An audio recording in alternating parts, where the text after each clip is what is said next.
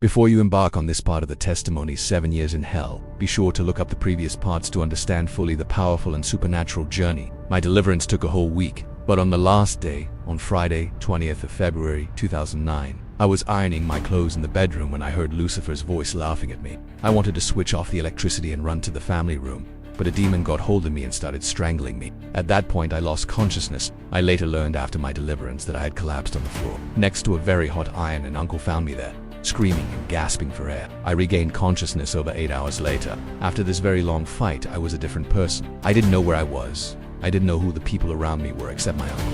My soul had escaped from hell after a very big fight with satanic forces. I had seen Lucifer falling in hell to the ground with a loud thud with Michael choking his neck. I had heard Lucifer screaming, completely defeated. Fire in the shape of a hand had come under the glass prison of my confinement and lifted up the entire glass with me in it, and the chains shattered. This same fire lifted me up and pushed me out while burning the enemies all around me.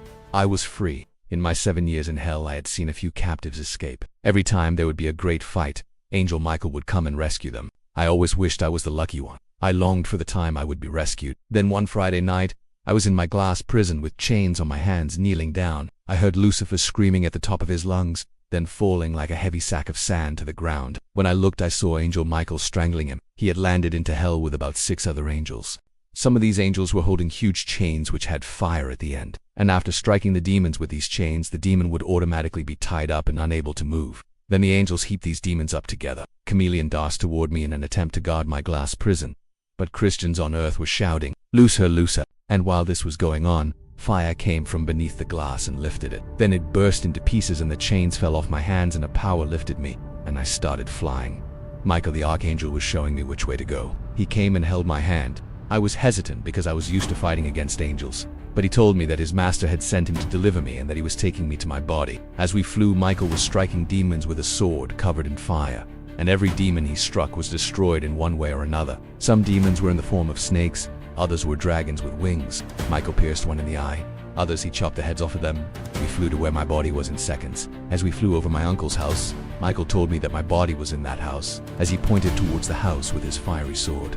I had to land into it and re-enter my physical body. As I flew down into the house, Michael flew back to hell to rejoin the 6 angels he left fighting. All of a sudden, I re-entered my body. Finally, the Lord had set me free from the powers of darkness. Daniel 12:1, at that time shall Micah stand up, the great prince which stands for the children of thy people. And there will be a time of trouble such as never was since there was a nation, even to that same time.